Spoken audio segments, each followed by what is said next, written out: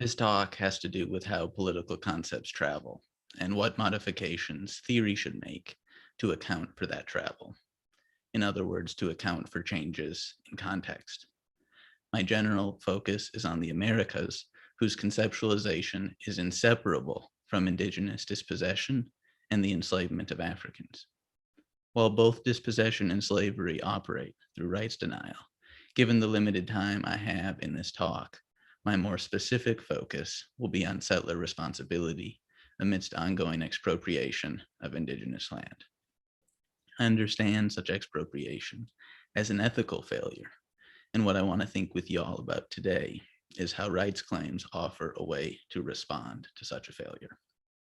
My hypothesis is that rights claims, by raising questions of land and title in a register widely understood, could serve as a transitional language, as a way of turning up pressure and starting conversations in order to go from our present, marked by dispossession and extraction, to a future where American states honor treaties and where the building of pipelines such as Keystone, Trans Mountain, Dakota Access, or Line 3 is revalued from a narrow understanding as creating jobs to a more expansive understanding as a crime against humanity.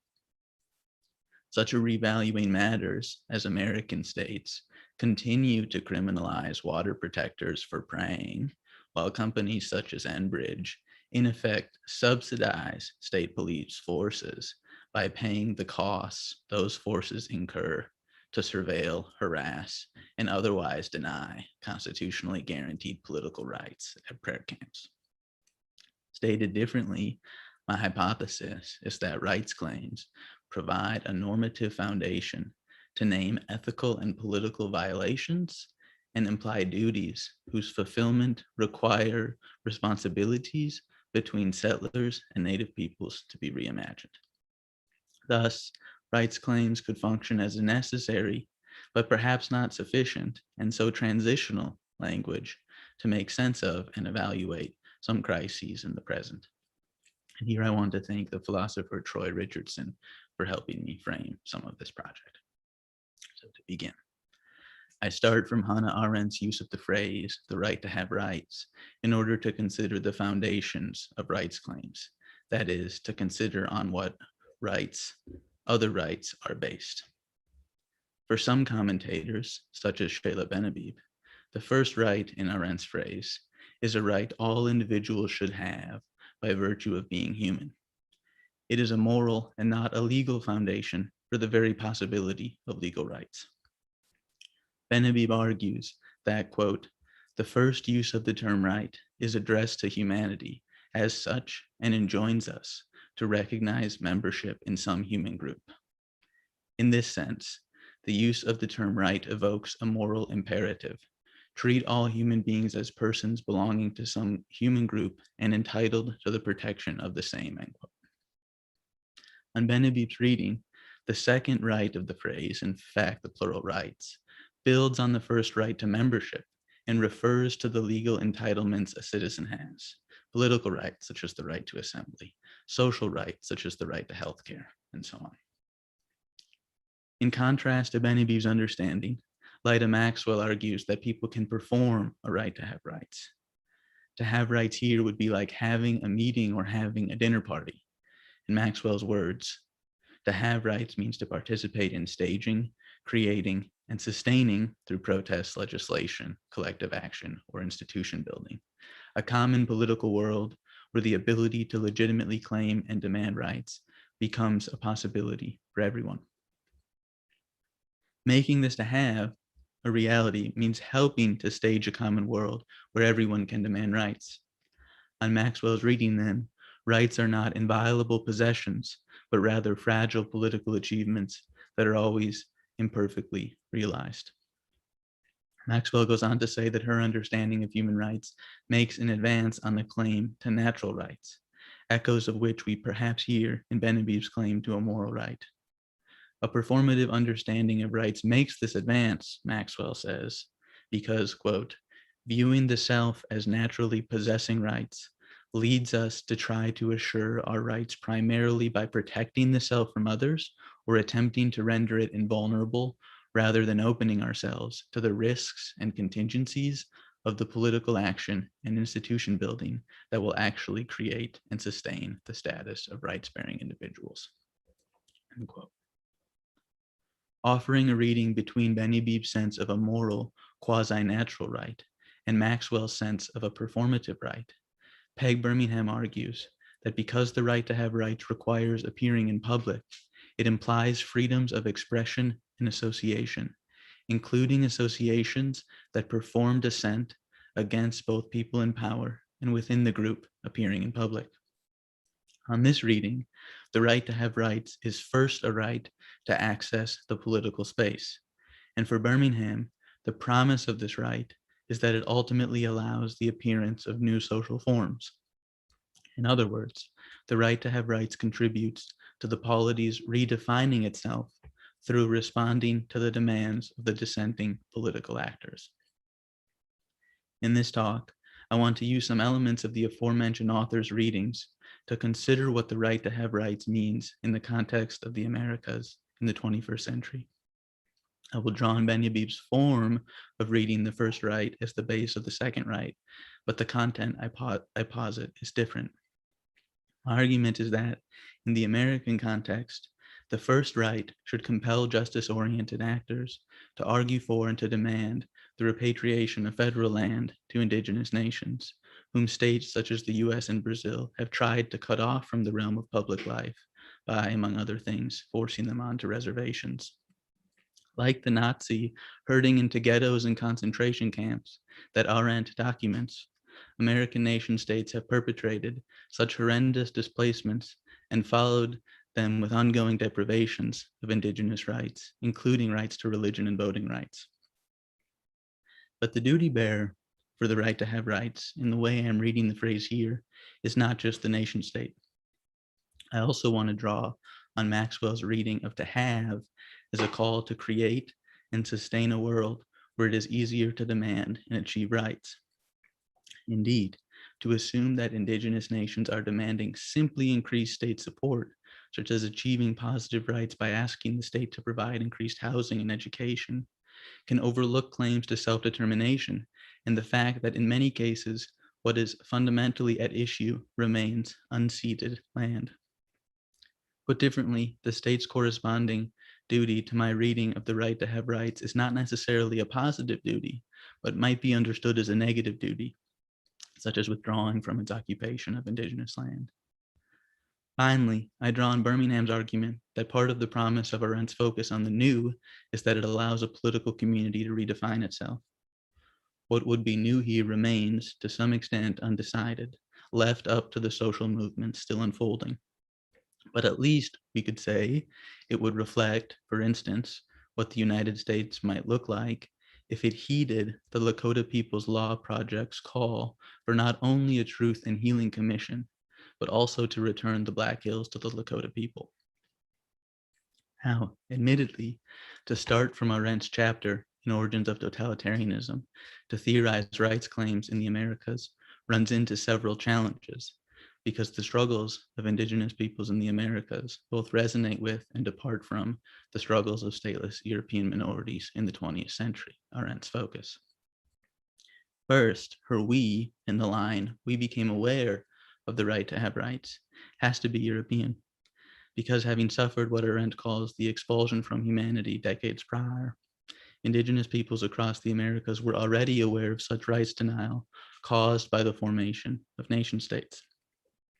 Second, discussing migrations of groups following World War I, Arendt notes, quote, once they had left their homeland, they remained homeless. Once they had left their state, they became stateless. Once they had been deprived of their human rights, they were rightless. Analogously, in the American context, and in Arendt's words, quote, the first loss which the rightless suffered was the loss of their homes, and this meant the loss of the entire social texture into which they were born and in which they established for themselves a distinct place in the world, end quote. But it is not the case that the second loss which the rightless suffered, as Arendt says, in the Americas was the loss of government protection, because the role of the US government was never one of protection in the first place.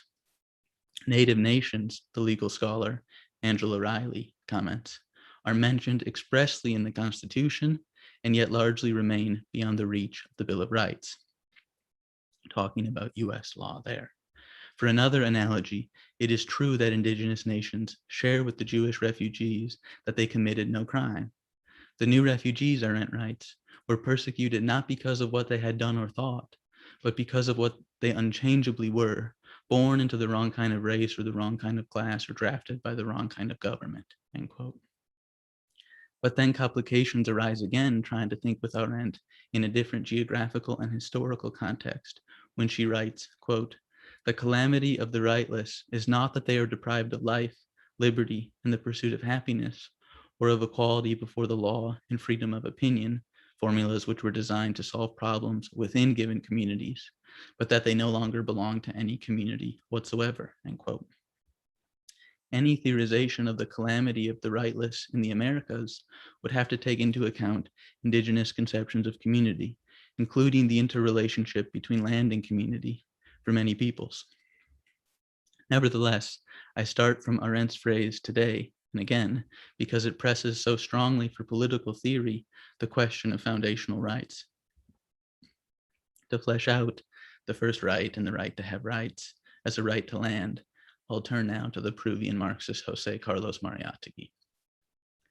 Mariátegui consistently argued against humanitarian sentiment in Peru, whose roots he located in the advocacy of Bartolomé de las Casas. Las Casas' rhetoric of an apostolic battle, Mariátegui argued, was outdated and unhelpful for contemporary struggles. What Mariátegui called for instead was to insist on the fact that what was called in his time the problem of the indigenous person is in fact the problem of an economic order. Quote, "We are not content with demanding indigenous rights to education, culture, progress, love, and heaven," he writes. "We start by categorically demanding the right to land." Notably, here he challenges taking second and third generation rights, education, and culture as foundational. Instead, he prioritizes the right to land. It is the first demand, the starting point of those who approach questions of indigenous rights, he says, from a socialist point of view. The import of this essay on the land problem in Peru is that it offers a path for socialist and indigenous struggles to come together. The major sources of wealth in Peru should be nationalized, he argues, and part of the state's role is to pass and enforce laws that shift land ownership, because, as he says, quote, "Nowhere has the division of agricultural property, or rather its redistribution, been possible without special expropriation laws that have transferred ownership of the land to the class that works it," end quote. Overall, Mariátegui offers a defense of indigenous peoples, in his words, not based on abstract principles of justice or sentimental traditionalist considerations, but on concrete and practical reasons of economic and social order. His essays work on two fronts. First, he is writing against the concentration of land ownership that occurred during the industrialization of agriculture. Such concentration maintained Peru's economy as a colonial economy in which Peru's interests and development were subordinated to the interests and the necessities of markets in London and New York. This subordination and dependence left Peru's workers in a precarious position.